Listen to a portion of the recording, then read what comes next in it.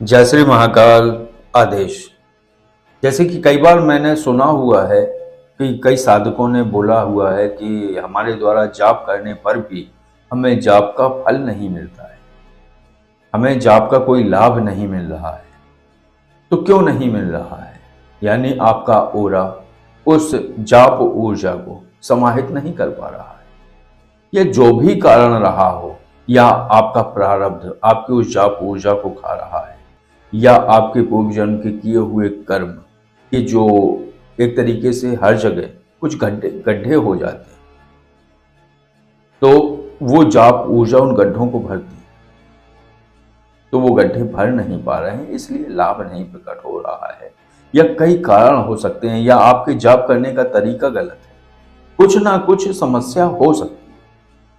तो उनमें से आधी चीजों की समस्याओं के उपचार हेतु एक उपाय आपको बताया जा रहा है। उस उपाय को आप करेंगे तो जो आप जाप करेंगे उसका जो प्रतिफल है या लाभ है वो तत्कालीन रूप से आपको प्राप्त होना शुरू हो जाएगा। वो उपाय है क्या, क्या करना है और किस प्रकार करना है? कुछ नहीं करना है। जब आप जाप कर रहे हो या जब आप जाप आरंभ करते हैं तो उस समय हाथ में आपको जल लेना है, और जल लेने के बाद एक श्लोक बोलना है, और श्लोक को बोलने के बाद वो जल आपको माला के सुमेरु पर छोड़ देना है।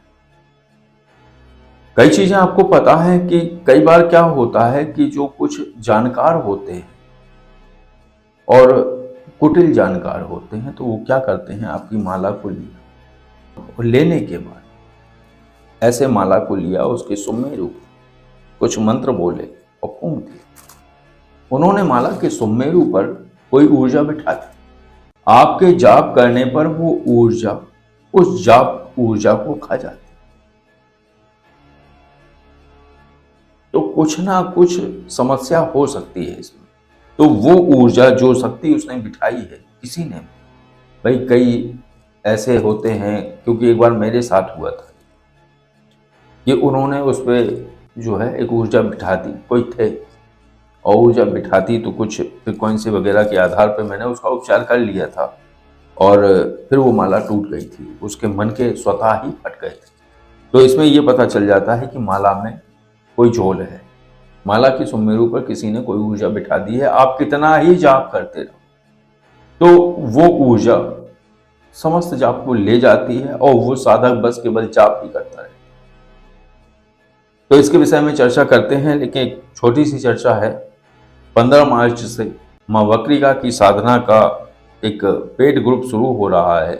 अगर आप में से जितने भी साधक चाहें तो उस ग्रुप से जुड़कर वो साधना कर सकते हैं। उस साधना के विशेष लाभ हैं, कुछ थोड़े से लाभ मैं दोबारा बता सकता हूँ, आपको बताए दे रहा हूँ कि क्या लाभ है। बाकी एक वीडियो था कुब्जी का साधना, वो वीडियो आप देख लीजिए, उसमें समस्त जो लाभ के विषय में या जो प्रयोगों के विषय में बताया गया है, तो उसमें विस्तृत रूप से बताया गया है।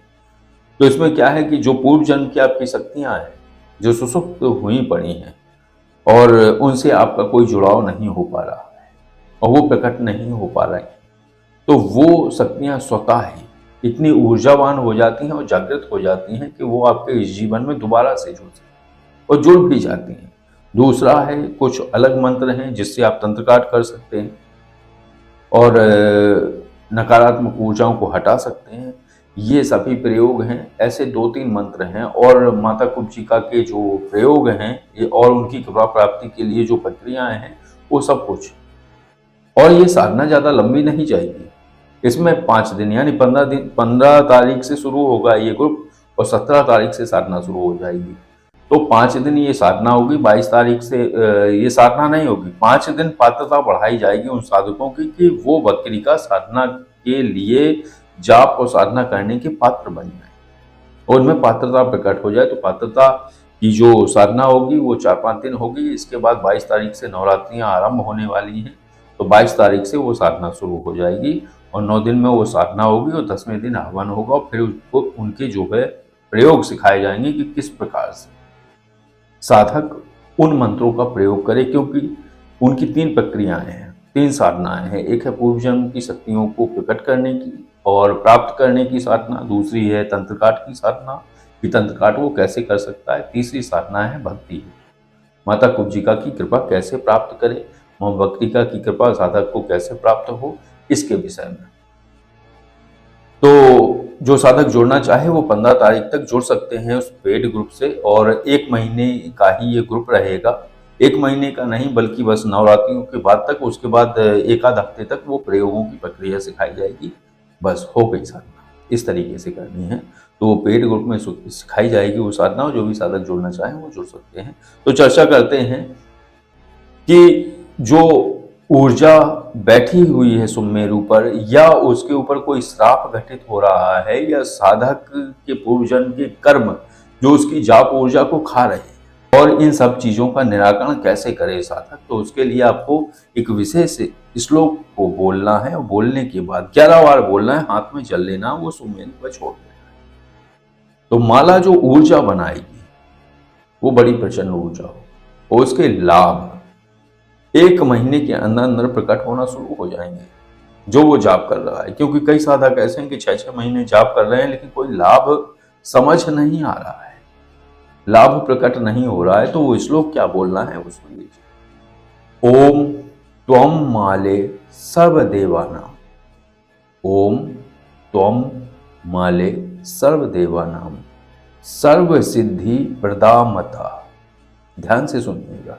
सर्व सिद्धि प्रदामता तेन सत्येन मे सिद्धिम देहि मातर्न नमोस्तुते, देहि मातर्न नमोस्तुते।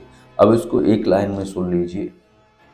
ओम त्वम माले सर्वदेवानाम सर्व सिद्धि प्रदामता तेन सत्येन मे सिद्धिम देहि मातर्न नमोस्तुते। इस श्लोक को आपको बोलना है, और ऐसा 11 बार बोलने के बाद सुमेरु पर आपको जल छोड़ देना है, और बस ये प्रक्रिया आपको 11 दिन करनी है, और वो जाप आप करते रहिए। जो भी आप जाप कर रहे हैं ये प्रक्रिया आप करिए। इस प्रक्रिया को करने के बाद आपको विशेष लाभ स्वतः दिखना शुरू हो जाएंगे।